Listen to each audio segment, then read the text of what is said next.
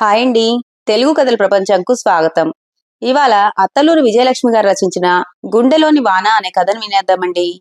సుశీలమ్మ, రాత్రి మా అబ్బాయి ఆలస్యంగా ఇంటికి వచ్చాడు. అప్పుడు చూస్తే మీ ఇంటి కిటికీ తలుపు తెరిచి ఉందిట. అదేంటమ్మా, ఒక్కదానివే ఉంటావు, అలా తెరిచి పడుకుంటే ఎలా? పెరట్లో బట్టలారేస్తున్న సుశీలని ప్రహరీ గోడ దగ్గర నిలబడి అడిగింది పక్కింటి విశాలాక్షి. సుశీల నవ్వింది. నాకేం భయం విశాలా, నా వయసు 65. ఈ 2 గదుల ఇల్లు తప్ప నగలు, నాణ్యాలు, ఆస్తులు నాకేమున్నాయి, నన్నెవరేం చేస్తారు అన్నది. ఈ రోజుల్లో ఏదీ నమ్మలేం, ఎవరినీ నమ్మలేం. ఎందుకైనా మంచిది జాగ్రత్తగా ఉండు.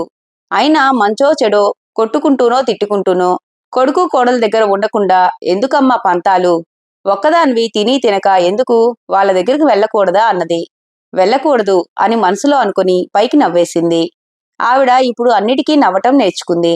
ఏడిస్తే గుండె బరువెక్కటం తప్ప ఏం ఉపయోగం అనుకుంటోంది. తనకి భయమేమిటి? భయం తన నుంచి దూరమై చాలా కాలం అయింది. భయానికే తనంటే భయం. బట్టలు ఆరేయడం పూర్తి చేసి వంటగదిలోకి వెళ్ళింది. గుమగుమలాడుతున్న డికాషన్లో వేడివేడి పాలు పోసి కాఫీ కలుపుకొని తెచ్చుకొని పెరట్లో కుర్చీ మీద రాలిన పండుటాకులు దులిపి కూర్చుంది. వాతావరణం ఎంతో ఆహ్లాదంగా ఉంది. రాత్రి కురిసిన వానకి రాలి నేలకి అతుక్కుపోయిన ఆకులతో తివాచీ పరిచినట్టుగా ఉంది నేలంతా. ప్రకృతి పసుపు నీళ్లతో స్నానం చేసిన బాలింతరాల్లా ఉంది. ఎంత హాయిగా ఉంది ఈ స్వేచ్ఛ, ఈ ఆనందం. పరాధీనులకు ఉంటుందా? అద్దాల మేడలు, ఆడి కార్లు ఇవ్వలేని అపూర్వమైన సంతృప్తిని ఇస్తోంది ఈ జీవితం. ఒంటరి జీవితం ఇంత బాగుంటుందని తెలియక కొడుకు ఆశ్రయంలోనే బతకడానికి చాలా పోరాటం చేసింది ఆవిడ. విశాలాక్షి తరచూ ఇలా హెచ్చరించడమో భయపెట్టడమో చేస్తూ ఉంటుంది. ఏదో ఒకటి అంటూనే ఉంటుంది. బహుశా తను పొందుతున్న ఆనందం ఆవిడికి లేదన్న బాధో అసూయో. కొడుకు దగ్గరకు వెళ్ళు వెళ్ళు అని కోరుతూనే ఉంటుంది. రాత్రి తలుపు తీసి పడుకోవటం ఏమిటి, అలా జరగలేదే అనుకుంది. ఆవిడ ఒక్కసారి రాత్రి ఆలోచనల్లోకి వెళ్ళింది. కాని ఎంత ఆలోచించినా తను కిటికీ తలుపు తీసి పడుకున్నట్టు గుర్తులేదు. చాలాసేపు నిద్ర పట్టక అలా వర్షంలోకి చూస్తూ కూర్చుంది. కాని పడుకునే ముందు తలుపులు వేసేసింది. నిజానికి ఆవిడికి నిద్రలేమి లేదు. ఒక్క ఆకు కూడా కదలనని మొరాయిస్తున్న చెట్లు, ఒక్క గాలి తెరను కూడా లోపలికి పంపకున్నా, ఒళ్లంతా చెమటతో తడిసిపోయినా, మానసికంగా అస్థిమితంగా ఉన్నా, ఆలోచనలు జోరీగల్లా ముసురుకుంటూ రొదపెడుతున్నా ఆవిడని నిద్రాదేవి మాత్రం ఆదరిస్తూనే ఉంది. రాత్రి 11 గంటల దాకా టీవీ చూస్తూనో ఏ భగవద్గీత చదువుకుంటూనో కాలక్షేపం చేసి 11 కాగానే లైట్స్ ఆఫ్ చేసి మంచం మీద వాలుతుంది. ఓం నమఃశివాయ అని 3 సార్లు స్మరణ చేసి కళ్ళు మూసుకోగానే నిద్ర పట్టేస్తోంది. తిరిగి 5 గంటలకి టంచనుగా లేస్తుంది. అలాంటిది రాత్రి ఎందుకో నిద్ర పట్టలేదు. ఉధృతంగా వాన కురుస్తుంటే కిటికీ రెక్క తెరిచి చూస్తూ కూర్చుంది. వాన వస్తే ఎన్నో జ్ఞాపకాలు ముసురుకుంటాయి. వాటిలో కొన్ని తియ్యటి జ్ఞాపకాలు అవి వివాహం అయ్యి కాపురానికి వచ్చిన దగ్గర నుంచి పిల్లలు పుట్టి వాళ్ళకి 10 ఏళ్లు వచ్చిందాకా పొందినవి. మరికొన్ని చేదు జ్ఞాపకాలు అవి ఎంతో ప్రేమించిన భర్త తనని ఒంటరిగా వదిలి వెళ్లిపోయి బాధ్యతల బరువు మోస్తున్నప్పటివి. బాధ్యతలు సక్రమంగానే నిర్వర్తించింది. అదేంటో పిల్లలే అక్రమంగా తయారయ్యారు. ఇద్దరికి ఇద్దరు స్వార్థపరులు. కూతురు పెళ్లి అయ్యాక పరాయిది అవుతుంది. ఈ నిజం ఒప్పుకోగలదు. కాని కొడుకు ఎందుకు పరాయివాడే అయ్యాడు? చిన్నప్పటి నుంచి పెంచిన ఆయాని కూడా గుర్తుంచుకుని ఆప్యాయంగా పలకరించిన తండ్రికి పుట్టిన పిల్లలు ఇలా ఎలా తయారయ్యారు? తల్లినే మర్చిపోగలిగారంటే ఎంత విషాదం. అత్తగారు ఆయన చిన్నప్పుడు పోతే ఆయా చేతుల్లో పెరిగాడు. ఆవిడ కూడా ఎంతో ప్రేమగా పెంచింది. ఆ కృతజ్ఞతతో ఆవిడ బ్రతికినన్నాళ్ళు తన భర్త ఆయాని కనిపెట్టుకుని ఉన్నాడు. అలాంటిది ఆయన రక్తం పంచుకొని పుట్టిన పిల్లలు కన్న తల్లినే మర్చిపోయారు. ఇది ఎలా సాధ్యం? అలా ఆలోచిస్తూ కూర్చుంటే చల్లగాలి మొహాన్ని తడిమి ఓదార్చింది. వానచుక్కలు చెంపలని మీటి ఇది జీవితం ఇలాగే ఉంటుంది అని నచ్చజెప్పాయి. ఆ సాంత్వనలో తడిసిపోతూ కూర్చుంది. అదేంటో పిల్లలు పెళ్లిళ్లు అయ్యాకో ఉద్యోగాలు వచ్చాకో మారిపోయి తల్లిదండ్రులను బాధ పెడతారు. కాని తన పిల్లలు పెరుగుతూనే దుర్మార్గంగా పెరిగారు. చిన్నప్పటి నుంచి స్వార్థమే. అంత స్వార్థం తనకీ లేదు, ఆయనకీ లేదు. వీళ్ళకి ఎలా వచ్చింది? ఇందులో తప్పెవరిది? తనదా, ఆయనదా? ఆయన ఎంత ప్రేమించేవారు పిల్లలని. వాళ్ళు ఏది అడిగినా లేదు, కాదు అనలేదు. వీళ్ళే ప్రతి విషయంలో దురాశకు పోయి తండ్రిని ఎంత మాట పడితే అంత మాట అనేలా తయారయ్యారు. ఆ బాధ తట్టుకోలేకేమో ఆయన గుండె చాలా త్వరగా ఆగిపోయింది. అప్పటినుంచి తన గుండెలో తడి ఆరిపోయింది. ఆలోచనలు వదిలించుకుని ఖాళీ అయిన కాఫీ కప్పు తీసుకుని వంటగదిలోకి వెళ్లి వంటకి ఉపక్రమించింది. సాయంత్రం విశాలాక్షి ఇంట్లోకి వచ్చింది. ఇవాళ రాత్రి మళ్లీ వాన ఉందట, వార్తల్లో చెప్పారు. అన్నట్టు నీ కోడలికి ఆరోగ్యం బాగోలేదట. నీ కొడుకు ఒక్కడే ఇబ్బంది పడుతున్నాడట. వంట మనిషి మానేసిందట. మరో మనిషి దొరకలేదట. పిల్లల్ని స్కూల్లో దింపటం, భార్యకి మందులు ఇవ్వటం, వంట చేసుకోవటం, ఆఫీసు పని చేసుకోవటం చాలా కష్టంగా ఉందని మా అబ్బాయితో చెప్పాడట. పాపం పిల్లవాడు ఎంత ఇబ్బంది పడుతున్నాడో. వెళ్ళొచ్చు కదమ్మా, మరీ ఇంత పంతమేమిటి నీకు అన్నది. అవునా అన్నట్టు ఆమె వైపు చూసింది సుశీల. సుశీల మాతృహృదయం తల్లడిల్లిపోయింది. ఉన్నపాటున రెక్కలొచ్చి ఎగిరిపోతే ఎంత బాగుండు అనిపించింది. నల్లగండ్ల వెళ్లటం అంటే మాటలా? కనీసం 2 బస్సులు మారాలి. ఆ రోజు వాళ్ళు తనని వదిలి వెళ్లిపోయిన 10 రోజుల తర్వాత ఆ రోజు గుర్తొచ్చి దుఃఖం ముంచుకు వచ్చింది. నిగ్రహించుకుంది. 2 కోట్లు పెట్టి ఇల్లు కొనుక్కొని తనని ఒంటరిగా నిర్దయగా వదిలి వెళ్లిపోతే నిర్వికారంగా చూస్తూ ఉండిపోయింది. కనీసం మాట వరుస కన్నా ఈ ఇల్లు అద్దెకిచ్చి మాతో రావచ్చు కదమ్మా అంటే వెళ్ళాలి అనుకుంది. కారణం మనవడు మనవరాలి మీద మమకారం. కాని కొడుకు అనలేదు, కోడలు పిలవలేదు.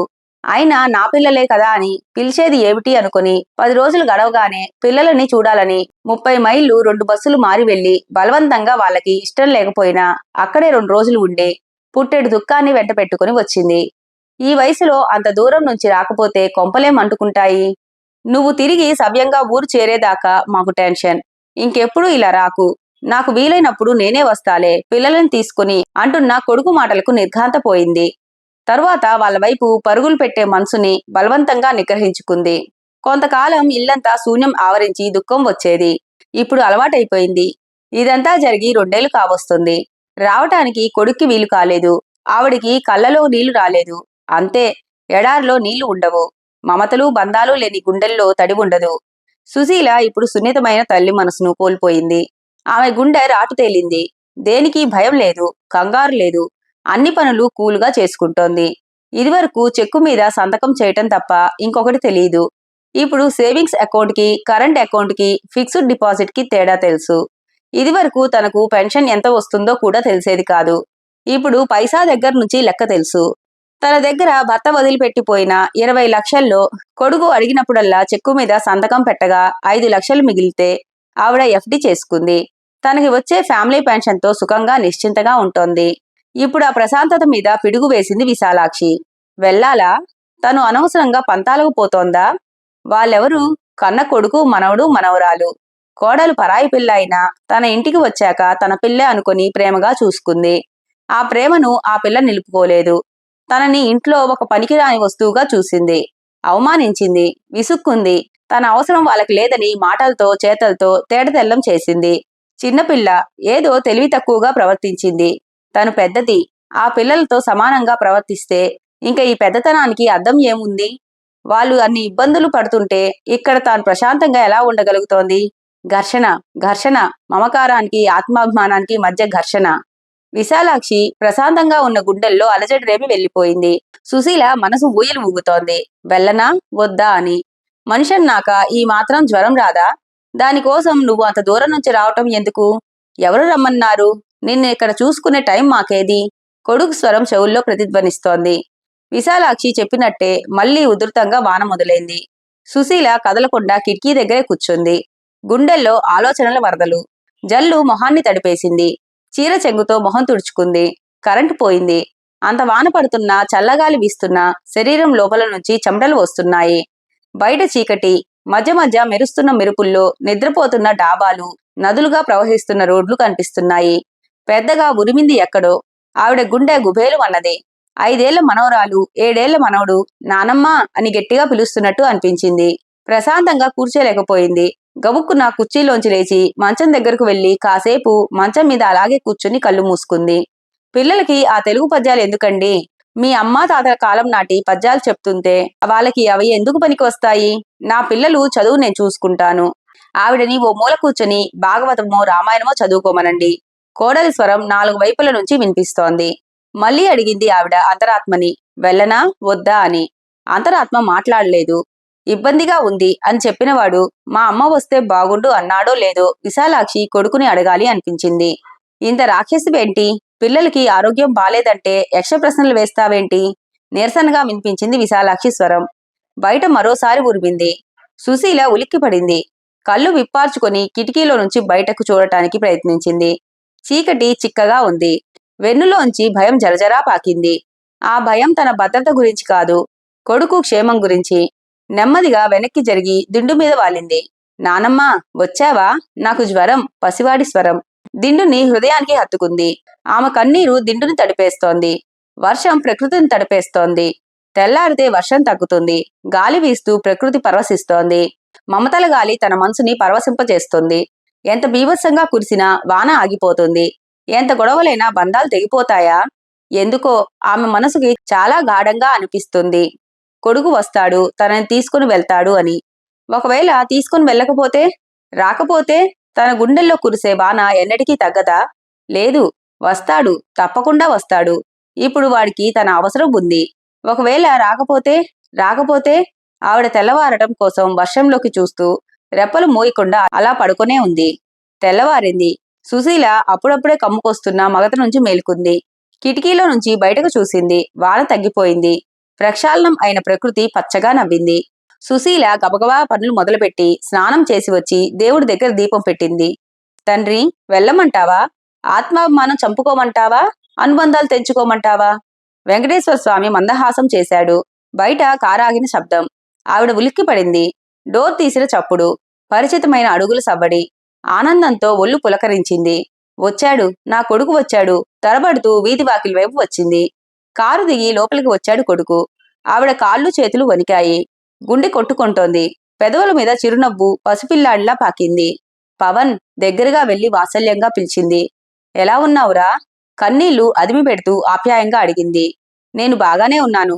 సరితకి ఆరోగ్యం బాగాలేదు. వంట మనిషి రావటం లేదు. నాకు చాలా ఇబ్బందిగా ఉంది. నిన్ను తీసుకువెళ్లాలని వచ్చాను. నెల రోజులుంటే చాలు, పరిస్థితులు సర్దుకుంటాయి. తరువాత నిన్ను పంపేస్తాను, రెడీ అవ్వు అన్నాడు. గుండెల్లో కలుక్కుమంది. నెల రోజుల కోసం తీసుకుని వెళ్ళటానికి వచ్చాడు. విరక్తితో కూడిన నవ్వు. ఆవిడ నెమ్మదిగా చేతులు విడిపించుకుంది. అమ్మా, ఎలా ఉన్నావు అని అడగలేదు. 2 ఏళ్ల తర్వాత అమ్మని చూసిన ఉద్వేగం లేదు. రోజూ కలుసుకొని పలకరించుకుంటున్న ఉదాసీనత. ఇంత నిర్లిప్తంగా భావరహితంగా ఉండటం వీడికే తెలుసు. ఆవిడికి కోపం రాలేదు. నిర్వేదంగా చూసింది. కాఫీ తాగుతావా అని అడిగింది. వద్దు, లేట్ అవుతుంది, అక్కడ తాగొచ్చా అన్నాడు అసహనంగా. బయట తగ్గిపోయిన వాన ఆవిడ గుండెల్లో కురవటం మొదలుపెట్టింది. ఆ వానకి గుండె బరువెక్కింది. భార్య ఆరోగ్యం బాగాలేదు. వంట మనిషి లేదు. అమ్మ అంటే వంట మనిషిగా, అవసరం అయితే పని మనిషిగా వాడుకునే ఒక యంత్రం. జీతం ఇవ్వక్కర్లేదు. కావలసిన వాళ్ళు ఆమె సేవలు వాడుకొని తిరిగి వదిలేయవచ్చు. వీడు మారడా? సరే, తనూ మారదు. త్వరగా రెడీ అవ్వు. సరిత పాపం ఒక్కతే ఉంది అన్నాడు విసుగ్గా. ఆవిడ నెమ్మదిగా కుర్చీలో కూర్చొని అంది. నాకు ఆరోగ్యం బాగోలేదు పవన్, నేను రాలేనురా అని. అదేంటమ్మా, మందులు తెచ్చుకో. నీకు ఏజ్ రిలేటెడ్ ప్రాబ్లం కదా. ఏదన్నా కావాలంటే నేను చూస్తాలే. సరితకి గైనిక్ ప్రాబ్లం వచ్చింది. చిన్న సర్జరీ అయింది. నెల రోజులు రెస్ట్ తీసుకోవాలి. నువ్వు కాకపోతే ఎవరు చేస్తారు మాకు అన్నాడు. ఆమె తలెత్తి కొడుకు మొహంలోకి సూటిగా చూసింది. దానికేముందిరా, ఆడవాళ్లకు ఈ సమస్యలు మామూలే. ఈ మాత్రానికి నేను అంత దూరం రావటం దేనికి? చురుక్కున చూశాడు పవన్ ఆవిడ వైపు. అంటే రాకూడదని డిసైడ్ అయ్యావా? నేనంత దూరం నుంచి వచ్చింది దేనికి? నువ్వు రానంటే ఎలా? ఎవరు చేస్తారు మాకు అన్నాడు. నువ్వు వచ్చేటప్పుడు నన్ను అడిగి వచ్చావా? కనీసం నేనిలా వస్తున్నాను, రెడీగా ఉండు అనైనా చెప్పావా? అయినా ఇంతకాలం నా అవసరం లేకుండానే మీరు హాయిగా బతికారు. ఇప్పుడు మాత్రం దేనికి? వెళ్ళు నాన్న, మీ ఆవిడని నువ్వు చూసుకో, నేను రాలేనులే అని చెప్పింది. ఎందుకు రావు? ఇది నీ బాధ్యత, గట్టిగా అన్నాడు. బాధ్యతలు బంధాలు మర్చిపోయి చాలా కాలం అయిందిలే. వాటి గురించి నా దగ్గర మాట్లాడకు. నేను ఇలాగే హాయిగా ఉన్నాను. నా జీవితం ఇంతకన్నా వేరుగా మారదు అన్నది. విసురుగా లేచాడు పవన్. నువ్వసలు తల్లివేనా? ఇంత స్వార్థపరురాలివని నేను అస్సలు అనుకోలేదు. నీ సుఖం, నీ ఆనందం మాత్రమే నీకు ముఖ్యం. నా భార్యకి ఆరోగ్యం బాగోలేకపోయినా నీకేమీ పట్టదన్నమాట. సరే, ఇలాగే ఉండు. నీకు అక్కర్లేని బంధాలు నాకు మాత్రం ఎందుకు? పెద్ద పెద్ద అడుగులు వేసుకుంటూ విసురుగా వెళ్ళిపోయాడు పవన్. అతను వెళ్తున్న వైపు నిర్లిప్తంగా చూస్తూ ఉండిపోయింది సుశీల. అయ్యో అయ్యో సుశీలమ్మా, అంత దూరం నుంచి ఇంత వానలో కొడుకు వచ్చి పిలిస్తే వెళ్ళవా? నువ్వేం ఆడదానివమ్మా? పెట్టగోడ మీద నుంచి కాళ్ళెత్తి చూస్తూ అరిచింది విశాలాక్షి. నా గుండెల్లో కురుస్తున్న వాన ఇంకా తగ్గలేదు విశాలమ్మా అంది సుశీల రెప్పలు దాటి రాకుండా కన్నీళ్లను మింగేస్తూ. ఇంతటితో కథ కంచికి మనం ఇంటికి. ఈ కథ కనుక మీకు నచ్చినట్లయితే లైక్ చేసి, షేర్ చేసి, కామెంట్ చేసి మన ఛానల్కి సపోర్ట్ చేసేయండి ఫ్రెండ్స్. ఇక ఉంటానండి. By by.